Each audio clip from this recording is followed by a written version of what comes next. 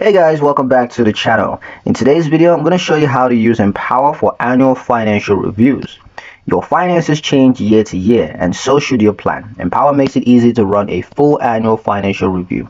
Let me show you what to do. The first point is to start with net worth. You want to begin by checking your net worth dashboard. Compare this year's value against last year's to see overall growth or setbacks. Next point is to review spendings and income trends. Head into the budgeting and cash flow tools.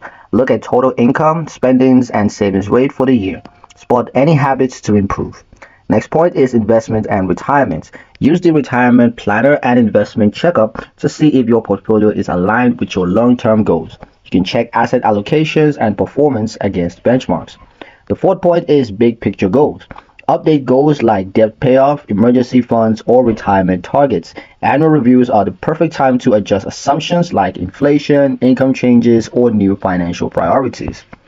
Doing a financial review with Empower each year helps you to stay in control and make smarter money moves. And that's pretty much it for the video, guys. Hope you liked it. Hope you found the information here useful enough. If you did, like, share, and subscribe for more helpful tutorials. Thank you guys for watching, and I'll see you in the next one.